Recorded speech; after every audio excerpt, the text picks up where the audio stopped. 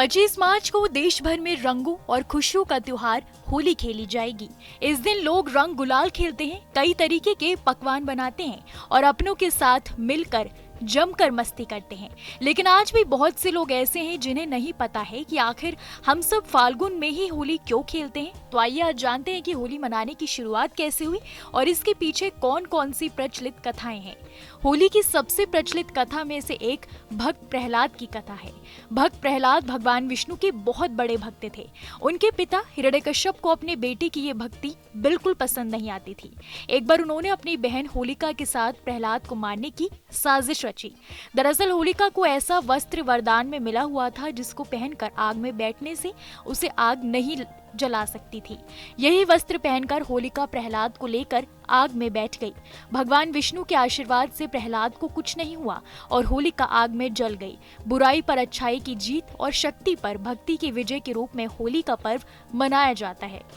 दूसरी कथा मां पार्वती और शिव जी से जुड़ी है। धार्मिक मान्यताओं के मुताबिक माता पार्वती महादेव से विवाह के लिए कठिन तपस्या कर रही थी। भगवान शिव भी अपनी तपस्या में लीन थे। शिव जी और मां गौरी के पुत्र के हाथों राक्षस तड़कासुर का वध निश्चित था। ऐसे में भोलेनाथ और माता का विवाह होना बहुत ही जरूरी था। तब इंद्र और अन्य देवताओं ने मिलकर कामदेव को शिव जी की तपस्या भंग करने के लिए भेजा। कामदेव ने शिव शंकर की तपस्या भंग करने के लिए उन पर पुष्प वार छोड़ दिया। इससे शिव जी की समाधि भंग हो गई और उन्होंने क्रोध में आकर अपना तीसरा नेत्र खोलकर कामदेव को भस्म कर दिया। लेकिन शिव जी की तपस्या तो भंग हो चुकी थी। तब देवताओं ने उन्हें पार्वती जी के साथ विवाह करने के लिए राजी कर लिया।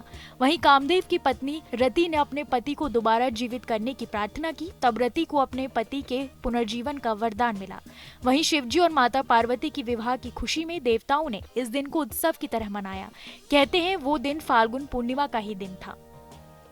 वहीं एक कथा ये भी प्रचलित है कि भगवान कृष्ण का रंग सांवला था और राधा रानी गोरी थी। इस बात को लेकर अक्सर कान्हा अपनी मैया यशोदा से शिकायत करते थे कि वो क्यों गोरे नहीं है। इसके बाद एक दिन यशोदा जी ने भगवान कृष्ण को कहा कि जो तुम्हारा रंग है उसी रंग को राधा के चेहरे पर भी लगा दो, फिर तुम दोनों का रंग एक जैसा हो जाएगा। फिर क्या था, कृष्ण अपनी मित्र मंडली ग्वालों के साथ राधा को रंगने के लिए उनके पास पहुंच गए। कृष्ण ने अपने मित्रों के साथ मिलकर राधा और उनकी सखियों को जमकर रंग लगाया। कहते हैं कि तब से ही रंग वाली होली की परंपरा शुरू हुई। आज भी मथुरा में भव्य और धूमधाम तरीके से होली खेली जाती है। कैसी लगी आपको हमारी ये जानकारी, हमें कमेंट बॉक्स में जरूर बताएं। बाकी धर्म कर्म से जुड़ी तमाम जानकारियों के लिए सब्सक्राइब कीजिए हमारा डिजिटल चैनल और देखते रहिए न्यूज नेशन स्तुति।